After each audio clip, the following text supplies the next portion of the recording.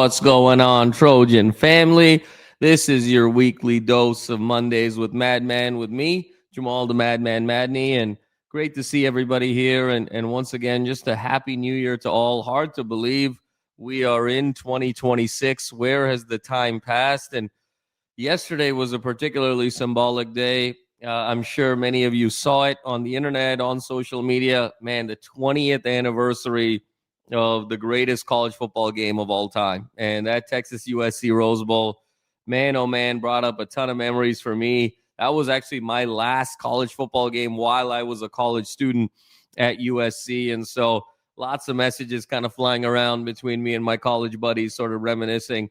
Heartbreaker indeed. But, you know, it was sort of an honor to be part of that era in so many different ways. And obviously that game, and you're just so rare in sports that you have a game to sort of actually live up to the hype. And man, what I wouldn't give for that outcome to be different in the other way, but an iconic day and game indeed. And hard to believe we're 20 years later, and hard to believe that we're 20 years later. If you had told me then that would be the last time USC would be in a national championship game for 20 years, I would have thought you were absolutely crazy. But, you know, that's sort of where we are and the ebbs and flows of the sport, and excited about the next era of USC football and really kind of taking that next chapter. And so excited to talk about a number of different things. I think the main event of the day, of course, is really this conversation around the defensive coordinator. But before we do that, a couple of really nice additions in the transfer portal. And I'm sure you saw it. I'm sure you read about it. We've had some terrific coverage from Ryan on the one and only LAFB network, but wanted to just sort of go through it very quickly. Three in particular. First and foremost, number one cornerback from the transfer portal, Jontez Williams from Iowa State. Really excited about this get. 5'11", 200 pounds, and you know, 10 career pass deflections and 5 career interceptions. You know, he was an all-conference performer in 2024, was dinged up in 2025 with the injury bug. But Jontez Williams now comes in to really fortify a position of tremendous need at corner and in that secondary. And as we think about USC in 2026, obviously losing Ramsey to the draft, losing Fitzgerald to eligibility, and then, of course, to Carlos Nicholson moving on to the NFL as well. Jontez Williams now slots in and really has an opportunity to be CB1 right away. But also, and more importantly, when you think about Jontez Williams, depending on how this rotation sort of plays out, he's really slotted to be a nickel corner at the next level. And so, you know, what was that Achilles heel for us this year? It was really that nickel spot, and forced us having to play Ramsey at that spot, which really kind of made things deficient on the back end. And it just felt like it was a game of whack-a-mole in this secondary. So Jontez Williams comes in to fortify a secondary in desperate need of depth and quality, and we'll see where he sort of slots. But his versatility, love the size at 5'11", 200. He's stout, and so you know he's going to be able to get that inside leverage. You know he's going to be able to play that bump and run as need be. But he also has a nose and an eye and an instincts for the ball with those 5 career interceptions. So really just a tremendous get for USC on a position of need. Second position of need, we were wondering, Jacoby Lane declaring for the draft. Obviously, Mekhi Lemon declaring for the draft. We lost some guys to the portal that didn't make huge impacts for us this year, but maybe we were looking at going into next year. But Terrell Anderson, the 6'2", 204-pound, going into his junior year wide receiver, really a couple nice years at NC State. And this past year in 2025, 39 catches, 629 yards, and 5 touchdowns. So you get that in, you know, sort of that veteran presence, a guy who can do a number of different things. He can play in the slot. He can play on the outside. Really good in that short intermediate game, but also can give you some yak and go down the field as well. So really nice veteran presence that you're looking for opposite to Nook Hines, who really has emerged with our expectation being wide receiver 1 with that tremendous performance once again in the Alamo Bowl and that great performance against Oregon. So I think Hines and Anderson, you think, kind of go in as the starting first 2 receivers in this particular roster. And I think what I like about the Terrell Anderson get is much needed experience as a very young wide receiver room. Obviously, the expectations and the ambitions and the potential of this room is off the charts with the likes of a Booby Feaster, with the likes of a Trent Mosley. But they're young, and how much can you really expect true freshmen to sort of make a huge impact? Even Hines this year as a first-year guy showed some flashes early in the season, was very clearly kind of wide receiver 3 and option 4 when you think about the tight end position, and then really emerged late. And so even if we think Feaster or Mosley or perhaps even both have a similar trajectory, you really need someone with that veteran experience. And also it's going to be a very unique role for Hines stepping in to go from wide receiver 3 to wide receiver 1. And so he has so much talent and so much potential, but you got to expect some growing pains there too, where, every week folks are going to be looking towards you. They're going to be shading towards you. They're going to be game planning towards you. You're going to be getting the number 1 corner, not the number 3 corner. And so I think there's going to be a little bit of an adjustment for Hines as well. So getting Terrell Anderson was really needed. And I think also it doesn't break the bank, because there were some names out there like a Nick Marsh and some others, Cam Coleman. But I think Lincoln had talked about, look, we're not going to be necessarily as aggressive in the transfer portal this year as we were last year in terms of quantity. We're going to be very selective. And Terrell Anderson, I think, fits that mold really well, gets you a position of need, but you don't have to break the bank. And then finally, I think that third position of need, Devin Bryant, 5'11", 230 pounds, stout linebacker from Washington. This was a kid who was a class of 2023 St. John's Bosco graduate, which I know would make my man Tim Prangley so happy, being a very proud Bosco alum. And I think he gets now, Bryant, the opportunity to come back home. Had a really nice 2025 campaign, 62 tackles, 44 from the solo variety. But Devin Bryant, just given his size at 5'11", 230, this is a run-stopping linebacker. You're sort of traditional run-stopping linebacker in the Big Ten, really a run-stopping specialist, if you will. And now with the departure, of course, of Eric Gentry and questions, quite frankly, about the depth and quality of the linebacker room, getting Devin Bryant to this roster, I think, is really big. So just a few days into the transfer portal, and you're already seeing SC being very selective, very strategic, but really addressing positions of need and off to a really great start. So really good stuff there in terms of the offseason. But I have to be honest, all of those stories seems to have gone way to the back burner in terms of interest, in terms of intensity to what's going on with the defensive coordinator position. It seems like that's all the conversation right now. Everyone's sort of on the edge of their seat of what is really going to happen with this DC position. And so much has already been shared and analyzed. But I wanted to kind of give my thoughts here. I think it's really interesting. It seems like there's kind of two schools of thought, and it's a bit of a dilemma for the Trojans, for Lincoln Riley, for Jen Cohen. I think there is a sense very clearly that Eric Henderson, now with the departure of D'Anton Lynn, wants to step in to be the defensive coordinator of the USC Trojans going into the 2026 season. I think he feels like he's ready. He feels like he's put in his time, his dues.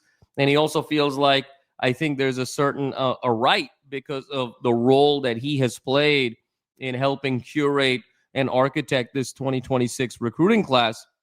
Now, having said that, I think there's a sense that if he does not get the defensive coordinator position, he was linked earlier last week to the opening at Georgia Tech. That's his alma mater, and other places. This could be a situation where it's Eric Henderson is looking for the DC position, or if he doesn't get it, he walks away entirely and perhaps maybe even takes Doug Belk with him in terms of where that next spot is going to be, presumably if they're sort of elevating in terms of the coaching rankings. And so you got sort of one side of the equation there. And then the other side of the equation is to say, well, okay, we don't go with Eric Henderson, and the hot name last week, Pete Kwiatkowski from Texas, now reports, as I'm sure everyone is aware, at Stanford, has really made Kwiatkowski the center of their search, which is quite surprising. If we're being very honest, Kwiatkowski felt like that would be a natural fit in this staff. We talked a little bit last week about his scheme, in terms of what that really looks like in terms of the two-down linemen. And then he's really sort of leveraging those two ends as hybrid backers and ends where you're either going to be a 2-4-5 or a 4-2-5 or potentially a 3-3-5, if you hedge on those two edges and what that looks like in terms of composition of the roster for the 2026 season. That having said that, Kwiatkowski's track record really is undeniable in terms of the level of success that he's had at Boise State, at Washington, and now at Texas. So there was a sense that Kwiatkowski really wanted to come to the West Coast. I mean, it was sort of written there that this was going to be a job at USC. He ends up, ultimately going to another West Coast job in Stanford, and now that sort of opens up the aperture. And I think it's a really interesting dilemma that SC is in right now. I think for all the good that Eric Henderson has done, spent over a half decade as a defensive line coach, both with the hometown Los Angeles Rams and arguably the greatest defensive lineman in the history of the NFL, Aaron Donald, and now has sort of stepped in here at USC. For all the good that he's done, I have to be honest, I don't think that Eric Henderson is ready to be the defensive coordinator of USC in 2026 because he's never done the job before. And I think that would be a really steep jump, particularly if I'm looking at it from the vantage point of Lincoln Riley going into year 5, now understanding that I've kind of run out of my runway. I've even declared that the window is open. Am I going to pin my tenure, let's say over the next 2 years, year 5 and year 6, on Eric Henderson? Eric Henderson may end up being a very good defensive coordinator, may end up being a great defensive coordinator. But am I willing to take that risk if I'm Lincoln Riley on someone that's never done the job before, when I know I have a window here that year 5 could very well be make it or break it? And depending on what happens with the university president, what happens in terms of contract buyout wiggle room, it's either got to be year 5, year 6. Like, I'm now in the 24-month window where my tenure at USC is going to be defined as either a success or a failure.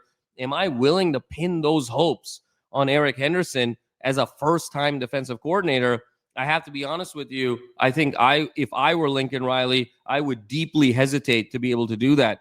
I think for Eric Henderson, the play, if he really wants to get to defensive coordinator aspirations, would be to get a DC job at another school, whether it's Power 5, whether it's Group of 5, prove himself, and then elevate as a defensive coordinator to a higher level job. So that's sort of the pro of moving away from Eric Henderson. The con, of course, is what are the implications to that with the 2026 recruiting class? And I know there's a lot of conversation right now. Henderson, Nua, Belk, these guys were really the 3 instrumental keys in terms of just kind of their recruiting prowess, their personality, their ability to connect. Obviously, it was Chad Bowden's vision, but these were the 3 guys that very much were the boots on the ground. And particularly, again, if you're looking at it from a Lincoln Riley perspective, if you're putting all your chips in the center of the table in terms of money, in terms of resources, in terms of time into this 2026 recruiting class, who potentially walks away? If Henderson doesn't get this job? We saw in terms of social media, Jakeem Stewart really advocating hard for Eric Henderson, Floyd Boucard on social media lobbying very hard for Eric Henderson. Do they get up and leave if Eric Henderson doesn't get this job and ultimately moves on? Do others? What do we look like in terms of, particularly that top end of the class?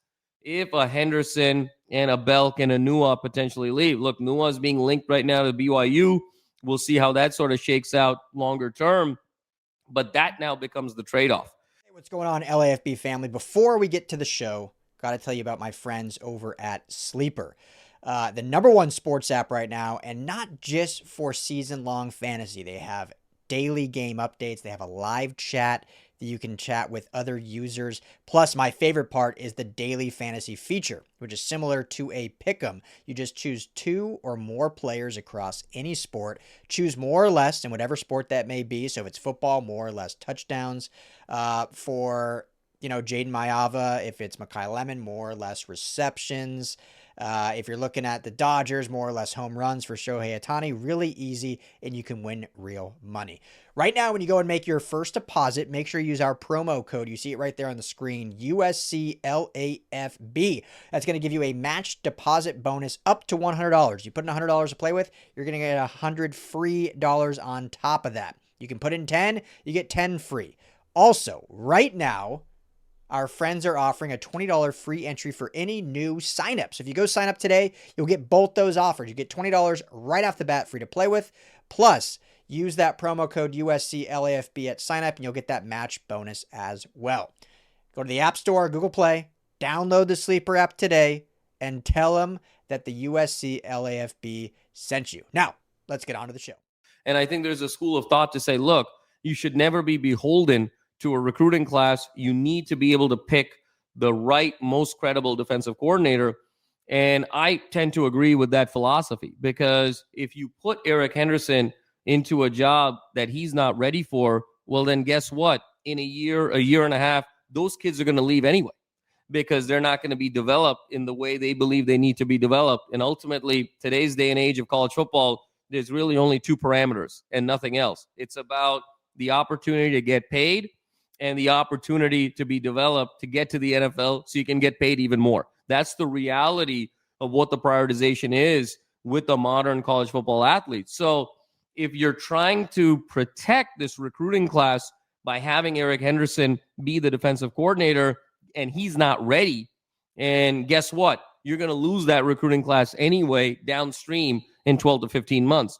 Where it gets interesting is how were these contracts signed? And I think that's the one element that hasn't really been discussed very much is, we heard a lot about how these contracts were signed with the recruiting class, given where rev share was going, given where the legislation associated with the rev share was going, was that a lot of these USC contracts, SC really sort of broke the bank, put whatever resources they had into the center of the table for this recruiting class, but they front-loaded a lot of these contracts. And so you either got an outsized share of the contract in year one, or you got some guaranteed amount right up front. And so if you sort of play that out, I think part of the dilemma then becomes, okay, if you don't go with Henderson, he moves on, and you have some critical mass of your recruiting class moves on with him, how much of that money also goes away? Because if a lot of these guys kind of signed upfront bonuses, if you will, kind of signed guaranteed money, if you will, contractually, and these guys sort of walk away, not only do you lose a critical mass of your 2026 recruiting class, not only do you potentially lose the number one ranking, and maybe that number one ranking becomes 7, 8, 9 outside the top 10, depending on who goes, but you potentially don't have the money then to be able to replenish them. And so not only are you pushing the timeline back in terms of the rebuild, because you're losing these guys and essentially all the hard work that Chad Bowden did in 2025, now he has to redo in 2026 moving forward, but you don't have the money right away to be able to go do that extremely quickly and just reload right away. So that's where, to me, the dilemma strikes in terms of this contract language. Now, having said that, I think the play moving forward for Lincoln Riley and Jen Cohen is, how can you bring in a defensive coordinator that will align with the needs and requirements of the recruiting class today, where it ensures that a vast majority of them stay, and so you don't have that disruption, that continuity, but also do it in a way where potentially Eric Henderson respects that individual, is willing to work with that individual, and maybe you give Eric Henderson a bump in salary or a bump in title. And that may be the way to be able to sort of balance this whole thing. Felt like Kwiatkowski would be a good fit there. Now it seems like a couple other names are emerging. And given the fact that we are about a week now out since the Alamo Bowl, since Danton Lynn's departure, a little less than a week, you have to believe the fact that this is taking time indicates one of two things, or both. One is there really is a dilemma here, and folks are really going back and forth. And I think Henderson has more leverage than people even realize, given perhaps how those contracts are constructed. But then number two, you're probably looking at someone with NFL ties. And today was the day, as they say, is sort of dark Monday, black Monday, bloodied Monday. That first Monday after the end of the NFL season, where a lot of coaches are removed, the folks that aren't in the playoffs are reset. Unfortunately, Pete Carroll was one of the casualties with the Raiders and so on and so forth. So you're looking and saying, okay, maybe there's an NFL guy here. One name now that seems to be bubbling up, just given the ties to Chad Bowden in a previous life, is Al Golden. Al Golden, former head coach of the University of Miami. He had 2 stops as a head coach. Al Golden's kind of an interesting guy here. He was 3 years defensive coordinator at Notre Dame, was the defensive coordinator for that 2024 team that ultimately made it to the college football playoff final. That was a top 10 defense that Notre Dame had, very physical. He did a great job there. And then Al Golden this past year became the defensive coordinator of the Cincinnati Bengals. Unfortunately, Cincinnati Bengals did not have a very good year at all defensively. Cincinnati Bengals were the 2nd worst defense in the NFL in terms of total defense, 3rd worst defense in terms of scoring defense.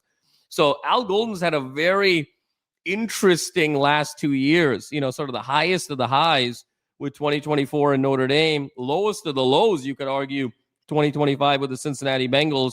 But he does have previous head coaching experience, been around the game an awful long time.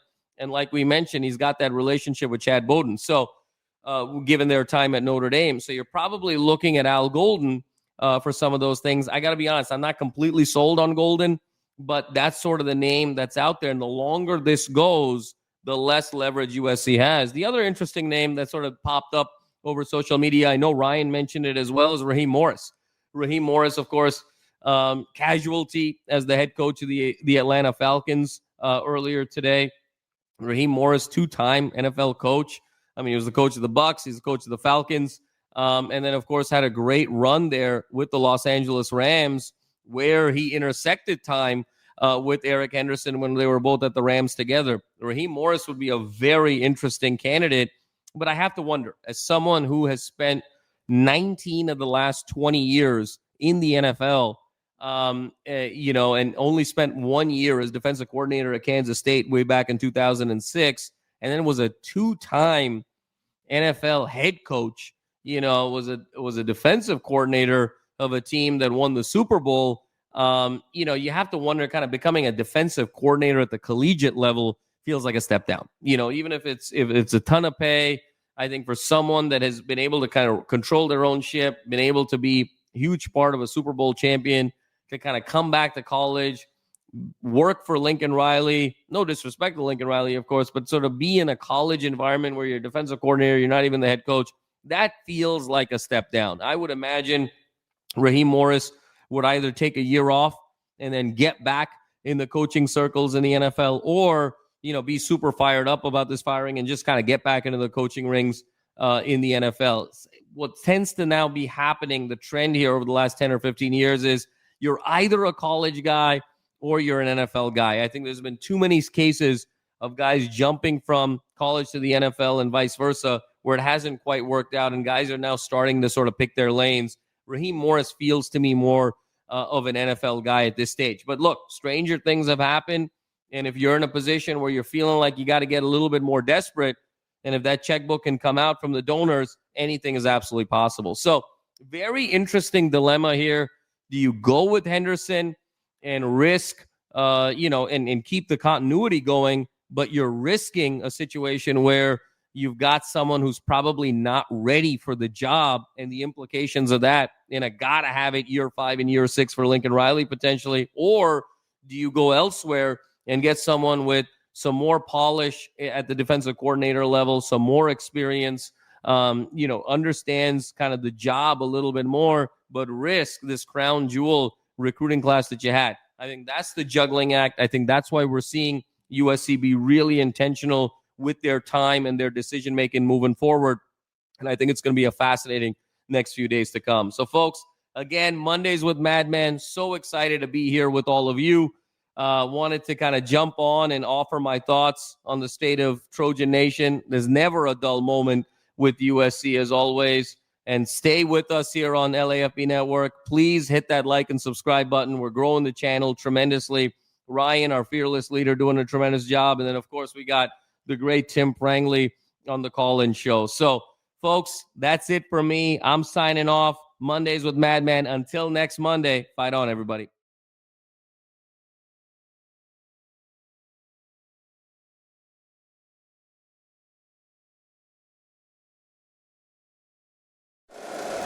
If you like the show, please take a moment to rate, review, and subscribe. It really does help the show to grow.